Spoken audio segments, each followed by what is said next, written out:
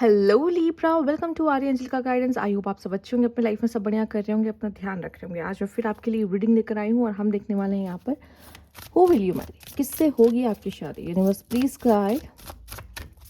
Okay, let's have a look. Creativity, कोई ऐसा person जो बहुत क्रिएटिव है। ठीक है, लिब्रा आप भी होते हो, नो डाउट। क्रिएटिविटी आपके अंदर भी होगी, पर एक ऐसा इंसान जिसके साथ आप प्लानिंग करोगे कैसे रहना है। ठीक है, घर कैसे बनाएंगे, घर कैसे सजाएंगे। ठीक है, इसके बाद हनीमून पे कहाँ जाएंगे, कितने बच्चे होंगे। ठीक है, एवरीथिंग आप उसके साथ प्लान कर रहे हो। ठीक है, ये एक ऐसा पर्सन है जो खुद भी क्रिएटिव है, आप भी क्रिएटिव हो, तो क्रिएटिविटी आप लोगों की ना मिलकर कुछ अच्छा इमेजिनेट, अच्छी इमेजिनेशन, कुछ अच्छा क्रिएट करेगी साथ मिलाकर। ठीक है, तो दो क्रिएटिव पर्सन मैं कहूँगी। अगर आपको ना जोड़ूँ तो वो सामने वाला पर्सन जो भी होगा वो क्रिएटिव होगा। ठीक है, आपकी इस पर्सन के आपकी लाइफ में आने से और भी क्रिएटिविटी जो है वो बढ़ जाएगी आपकी। ठीक, क्योंकि आप दोनों मिलके जो सपने सजाने वाले हो, जो इमेजिन करने वाले हो और उसको अपने सामने होता हुआ देखना। ठीक है, ये पर्सन थोड़ा सा ना उस पे भी रहता है, कहते हैं डे ड्रीमिंग करना, kind of day dreaming. And may be कोई आर्टिस्ट काइंड ऑफ भी हो सकता है, जैसे क्राफ्ट, आर्ट, किसी भी तरीके का, डांस, सिंगिंग एंड ऑल, कुछ भी ऐसी क्रिएटिव चीज़ इसके पास होगी, आर्ट वगैरह। ठीक है, तो यस, मुझे लगता है आप इसके क्रिएटिव साइड का भी अपने लाइफ में, अपने काम में यूज़ कर सकते हो एज अ पार्टनरशिप की तरह। एंड आप दोनों अच्छा कर सकते हो अपने मैरिज लाइफ को और ब्यूटीफुल बनाने के लिए, जो कि अगर वो आपका प्रोफेशनल पार्टनर भी हो गया, आपका पर्सनल पार्टनर तो है ही, तो वो और अच्छा हो जाता है कनेक्शन, राइट। तो उस तरह की चीज़ें हैं यहाँ पर। Let's see, universe please guide, क्या ज़ोडिएक हो सकता है इस पर्सन के। Universe please guide. ओके, यहाँ पे है Capricorn, okay, Saturn energy and EVs. ठीक है, फायरी है। ठीक है, तो ये पर्सन बहुत ज़्यादा करियर ओरिएंटेड हो सकता है। ठीक है, डोमिनेटिंग हो सकता है, हार्ड वर्किंग हो सकता है। ठीक है, एंग्री बर्ड भी हो सकता है, ऐसा नहीं कि हमेशा आता है, बट यस, इम्पल्सिव हो सकता है, वॉरियर हो सकता है। लाइफ में बहुत डिफिकल्टीज देखी होगी, ऐसा इंसान ने लाइफ में बहुत डिफिकल्टीज देखी होती, आसान जर्नी नहीं होती है। पर मंगल और शनि की एनर्जी आई है तो इंसान धीरे धीरे करके लाइफ में कुछ ना कुछ बन जाता है। ठीक है, क्योंकि ये इंसान मेहनत करने पे, मेहनत को ही मानता है, साथ ही साथ हार नहीं मानता। एक थी फाइनल एनर्जी और वो ऊपर से हार्ड वर्किंग। सोचो, सोचो कितनी मेहनत करता होगा ये इंसान, और इसको जो चाहिए इसको पता है, उसके लिए वो कुछ भी करेगा, ऐसा इंसान है यहाँ पे। और वॉरियर भी है, मतलब ये ऐसा भी है, इंसान को कट ऑफ करने में सोचेगा भी नहीं। क्यों? क्योंकि इसकी लाइफ में इसे पता है इसे कहाँ जाना है, और उसके बीच में कोई डिस्ट्रैक्शन आएगा तो फिनिश। ठीक है, ये तलवार की आवाज थी। तो ओके, लेट्स सी, ये पर्सन वैसे एनर्जी होगी, काफी अच्छी एनर्जी होगी, मंगल जो है यहाँ पर yes, Aries are the warriors. और दुश्मन तो मत बनना इनके।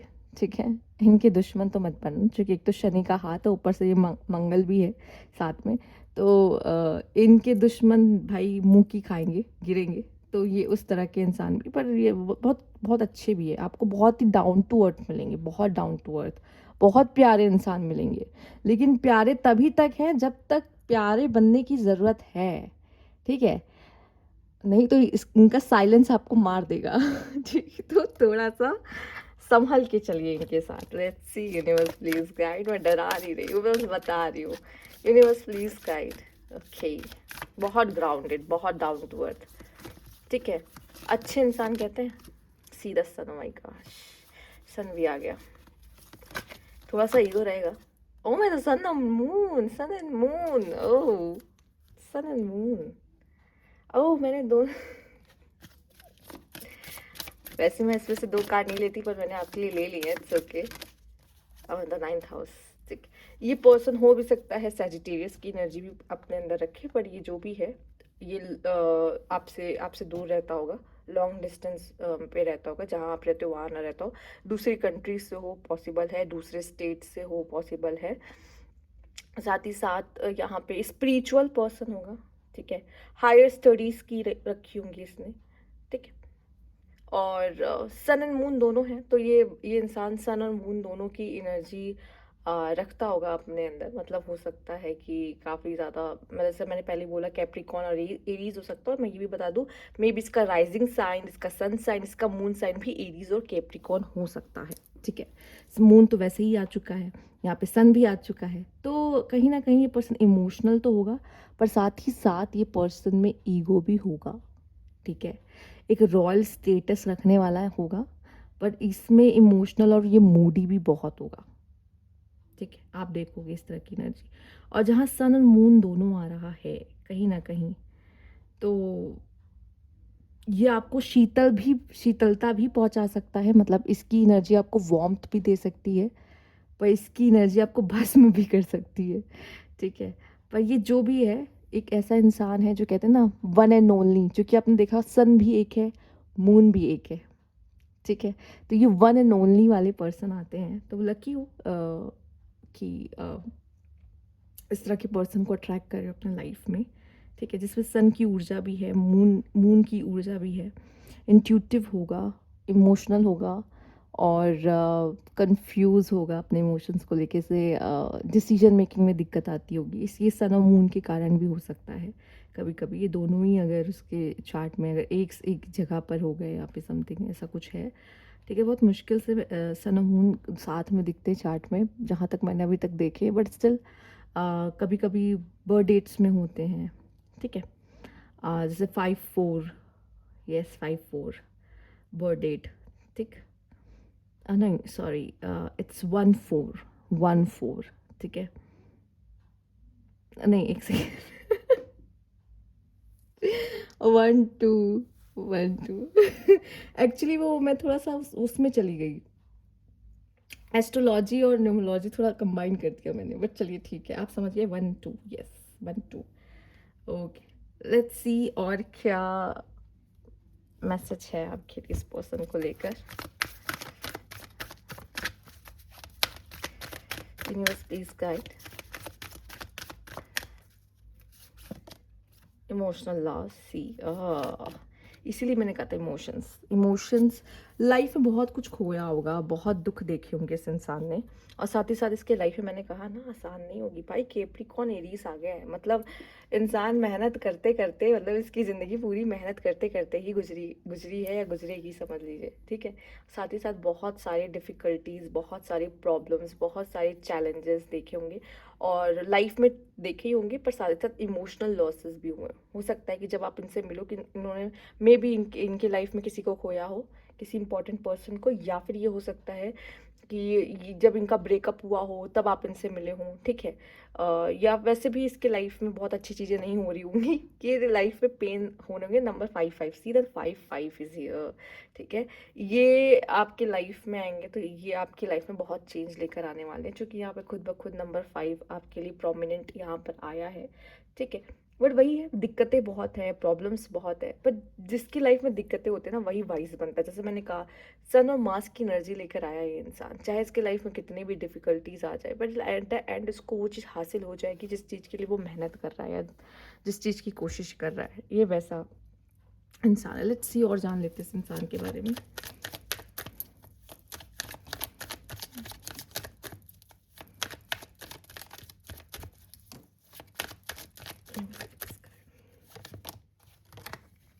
Strength. Oh, 2 of Cups. The Wheel of Fortune. Queen of Pentacles. 2 of Wands. Okay, and यहाँ पर है okay 6 of Wands, the Hierophant। ठीक, अरेंज मैरिज होने के चांसेस थोड़ी ज़्यादा हैं, पर लव भी हो सकती है। ऐसी बात नहीं कि लव नहीं हो सकती है, पर अरेंज की थोड़ी सी पॉसिबिलिटीज ज़्यादा है। पर 2 of Cups यहाँ पे लव का थप्पा लगा रहा है। ठीक, तो लव प्लस अरेंज भी हो सकती, कुछ लोग की होती है ना, love come arrange marriage and, तो ये मुझे दिखाई दे रहा है ये फीमेल अगर है तो ये अर्न करती होंगी। ठीक है, ये जो फीमेल है अपनी वर्थ को समझती होगी। तो क्वीन ऑफ पेंटिकल्स आया है, ये आपकी लाइफ में आएंगी तो माँ लक्ष्मी की ऊर्जा लेके आपकी ज़िंदगी में आएंगी।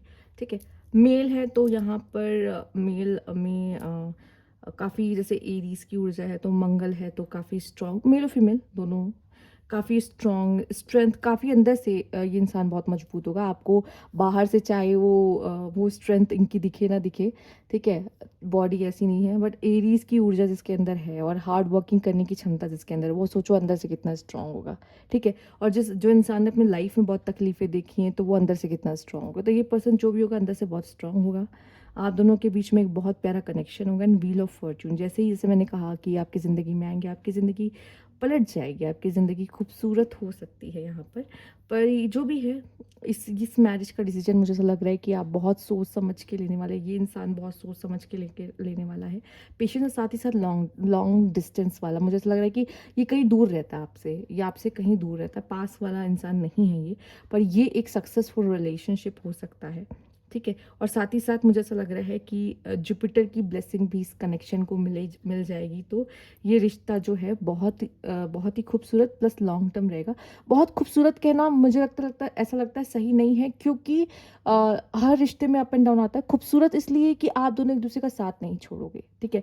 2 ऑफ कप्स में प्यार दिखाई दे रहा है, तो खूबसूरत है कहीं ना कहीं, बट वही है कि अप एंड डाउन्स आएंगे, इससे मैं डिनाई नहीं करूँगी, क्योंकि ऐसा कोई रिश्ता नहीं है जिसमें अप एंड डाउन्स नहीं आते। और अगर पेशेंस नहीं रखा तो इस रिश्ते में आप इसको हैंडल नहीं कर पाओगे, क्योंकि पेशेंस की हर रिश्ते में ज़रूरत होती है। पेशेंस के बिना कोई रिश्ता नहीं चलता, ठीक है। तो आपके रिश्ते में भी पेशेंस की बहुत ज़्यादा ज़रूरत पड़ेगी, ठीक है। साथ ही साथ अगर गाइडेंस हो किसी ऐसे बड़े का, तो भी अच्छा रहेगा। कोई ऐसा इंसान जो आपको सही तरीके से गाइड कर पाए। आजकल मिलते बहुत मुश्किल से, but still. S of cups, okay, night of man, sorry, okay. See the bottom, oh my god, the lovers, ठीक है। लव मैरिज के भी चांसेस हैं, अच्छे चांसेस हैं, ठीक है। अरेंज भी हो जाएंगे, तो अरेंज में भी ऐसा रहेगा कि आप जब मिलोगे तो आपको बहुत गहरा प्यार हो। मैंने कुछ अरेंज मैरिज ऐसे भी देखी है जहाँ पर इंसान कहता है कि यार ये मुझे पसंद है, मुझे इससे शादी करनी है, ठीक है। तो ऐसे भी आप लोग की मैरिज हो जाती है, ठीक। तो एक तरीके से आपकी इच्छा से होना, ठीक, आपकी इच्छा से होना, तो वैसा भी हो सकता है। यहाँ पे जब आप मिलोगे तो वो आपका पार्टनर सिंगल हो, बहुत पॉसिबल है, ठीक है। एंड वो भी रेडी टू मिंगल रहेगा, ऐसी बात नहीं कि वो किसी और, मतलब वो किसी और से आपको उसको छीनना पड़े, ठीक है, ऐसा कुछ नहीं होगा। वो भी सिंगल होगा, ठीक है। वरना वो free bird kind of person हो सकता है। फ्लर्टिंग वगैरह आप लोगों में बहुत होगी, ठीक है। सीधा the flirt and open minded love होगा। एक दूसरे को जैसे हो वैसे एक्सेप्ट करोगे, एंड एक दूसरे का वेट करोगे कि आपकी ज़िंदगी में वो आए। पर कहीं ना कहीं एक टाइम ऐसा आ जाएगा ना, एक टाइम ऐसा आ जाता है, मतलब ये सब चीज़ें तो स्टार्टिंग की होती है ना। मतलब आपका प्यार, आपका मैरिज बहुत खूबसूरत है, आपको प्यार हो गया, आप दोनों एक दूसरे में साथ में हो, ठीक है।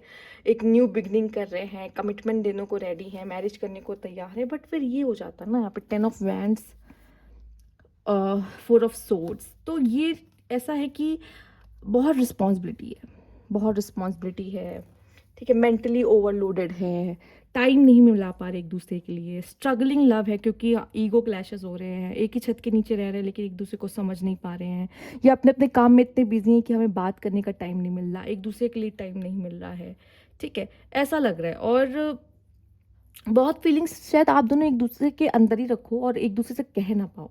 प्यार है पर प्यार शो नहीं हो रहा, ठीक है। या फिर कहते हैं कि 10 ऑफ वैंड्स आते हैं तो रिस्पॉन्सिबिलिटीज इतनी हो जाती है ना कि हमें एक दूसरे को प्यार दिखाने का, जताने का मौका नहीं मिलता, टाइम नहीं मिलता, ठीक है। हम दोनों अपनी अपनी ज़िंदगी जी रहे हैं एक ही छत के नीचे, लेकिन हम बहुत ज़्यादा बात नहीं करते एक दूसरे से, ठीक है। हमारे पास टाइम नहीं है, या हमें ऐसा लगने लगता है कि हम एक दूसरे को समझ नहीं पा रहे। मतलब ये शुरुआत तो बहुत खूबसूरत होगी, प्यार से होगी, पर एक टाइम पे ऐसा हो जाएगा ना कि प्यार ही मिसिंग हो जाएगा। और रीज़न क्या है? रिस्पॉन्सिबिलिटीज़, मैच्योर लव, इसे कहते हैं mature love.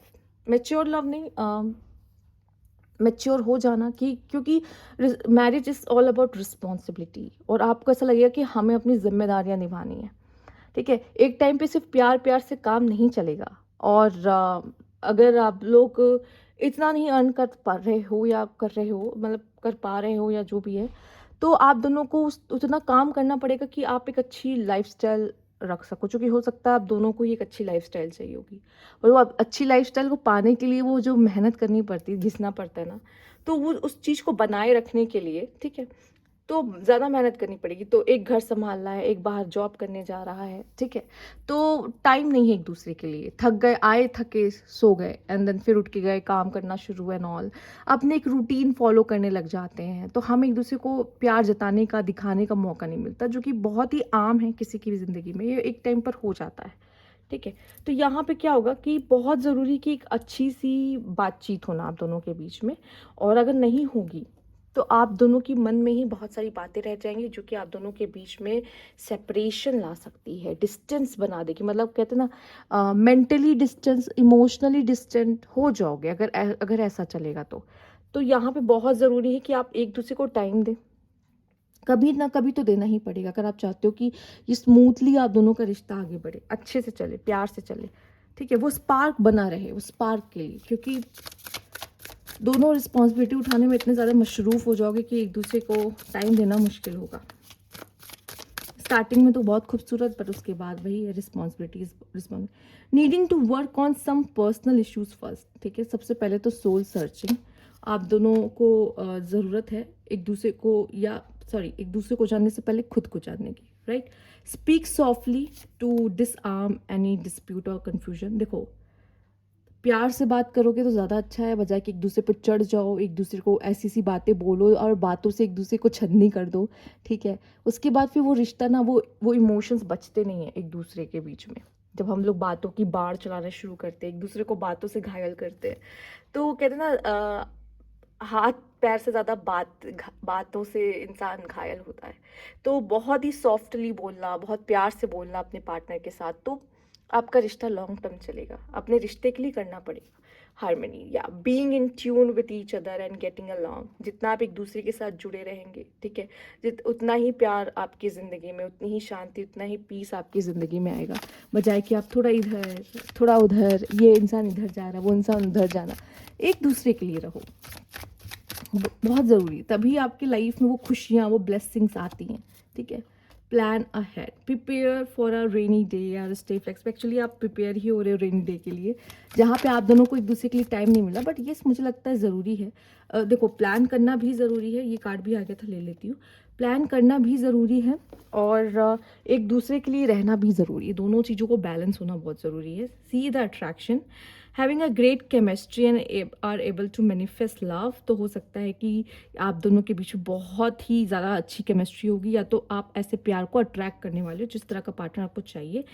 Distracted are feeling life with other things, ये इसीलिए, ठीक है? कभी कभी क्या होता है, हम अपनी लाइफ में, ठीक है, जब हमारा पार्टनर से सही से नहीं बन रहा होता, चल रहा होता, तो हम दूसरी चीज़ों में ज़्यादा पड़ जाते हैं, कि हम अपनी लाइफ में उन चीज़ों को करने के लिए, कि प्यार से या फिर इन चीज़ों से हमारा मन हटे, या फिर स्पेशली ये उनके लिए है जो जो लव में खुश नहीं रहते या उनको प्यार नहीं मिला होता, तो वो उनसे कहा जाता है कि आप भाई डेट करो, लोगों को जाने, न्यू चीज़ें करो, पर ये सही नहीं है एक्चुअल में, राइट?